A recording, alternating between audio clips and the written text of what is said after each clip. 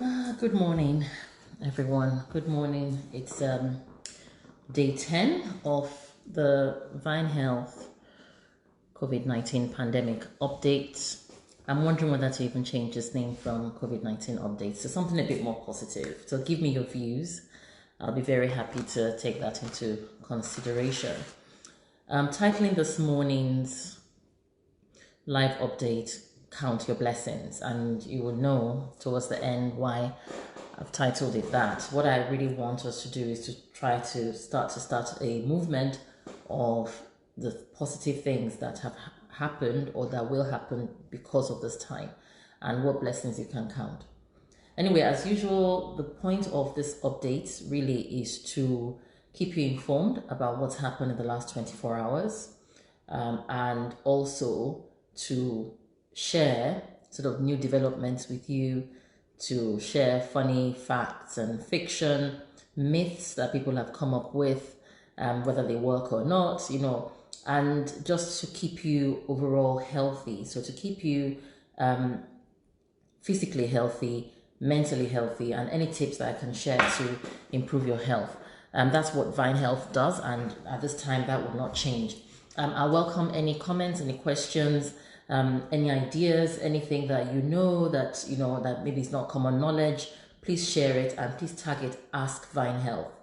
In the last day or so, on my personal page, I've received over 200 friend requests. I've accepted all of them.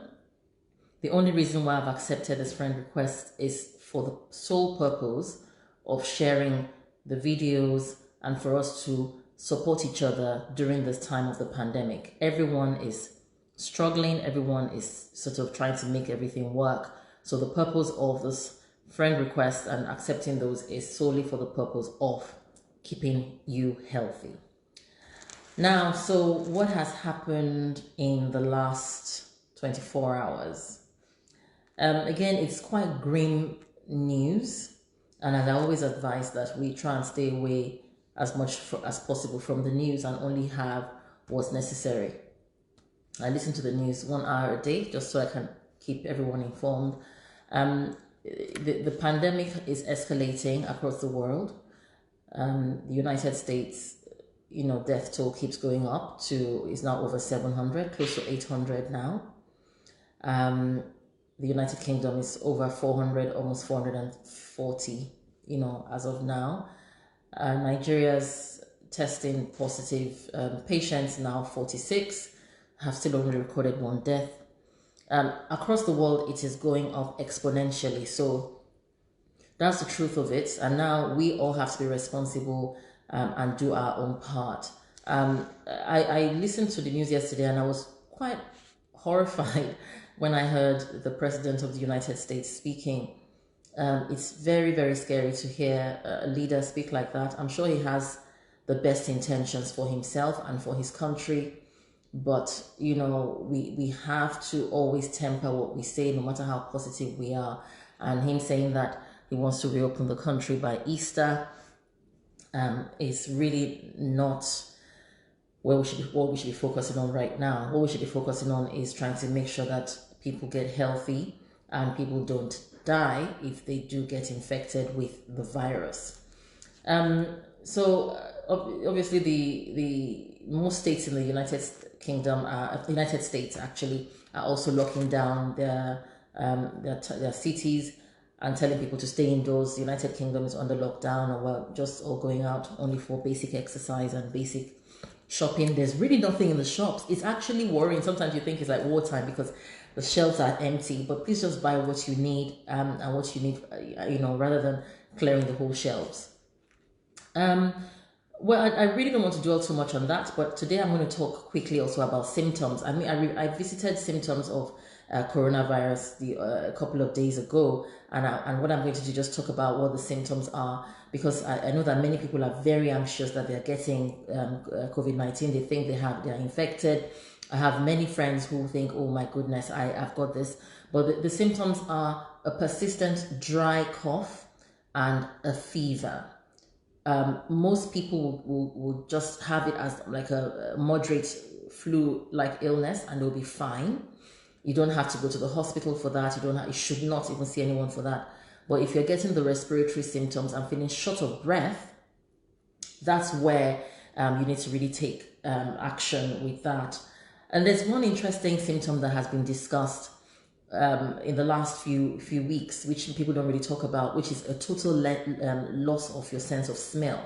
So a sudden loss of your sense of smell can be a symptom of COVID-19, of this severe acute respiratory disease. That can be a symptom. So if you have a sudden loss of sense of smell and nothing else, you may have had the virus. You don't necessarily need to do anything about it. As I said, the only time that you need to go and to seek help, to call for help, is if you're feeling short of breath.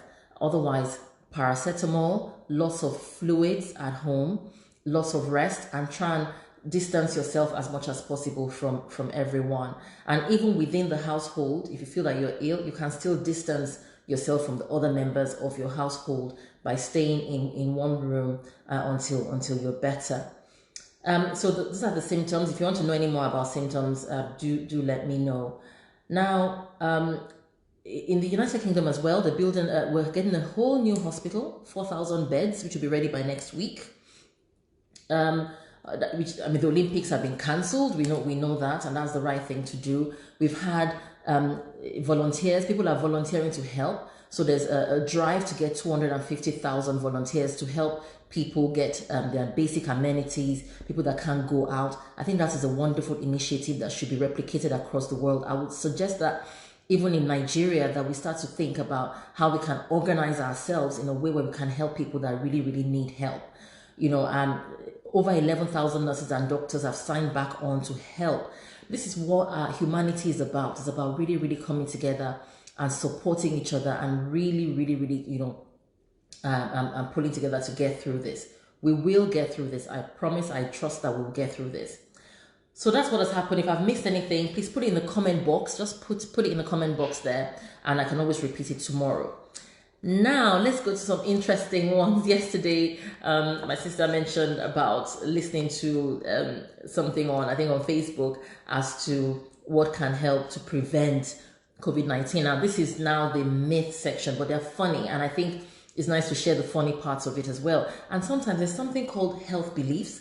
In medicine, I have patients who strongly believe that something that they do keeps them healthy, and they're healthy. That just tells you the power of the mind over medicine sometimes. So if you strongly believe that your practice will work, then it will. Somebody told me the other day that if she takes paracetamol when she feels a cold coming on, and then within 24 hours it stops. There is no scientific evidence that paracetamol will prevent a viral illness, but this is her strong belief and it works for her. So there's a funny one that I was told yesterday. In fact, my sister had already put all her this in cups in her house. I hope she doesn't mind me sharing it here. And it was that onions, you put onions in different corners of your house that will prevent the coronavirus from staying in your house.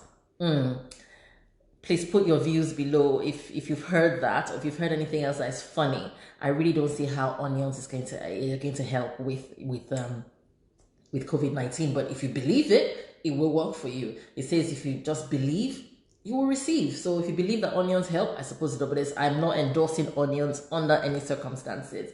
There have been things like hot sauce, so people are drinking sort of hot sauce to prevent the disease. There's things like ginger and lemon and hot water. People say they're drinking water every 2 hours to wash it away.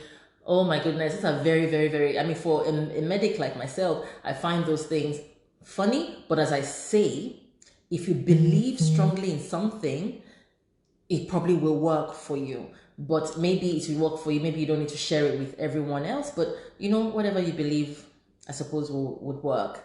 And if you have any other interesting ones, please put it in the comment box. And that would be interesting for us to share. Now, I titled today's update, Count Your Blessings. So I generally tend to go out for a run or for a walk just to help my own mental health and to keep me steady. And I was walking this morning, I was thinking, there's a lot of positives about this current time, as uncertain as things are, as we don't know what's going to happen in a month or 2 months or even in a year. We'll still be here, we don't know. But there are blessings in the midst of all of this.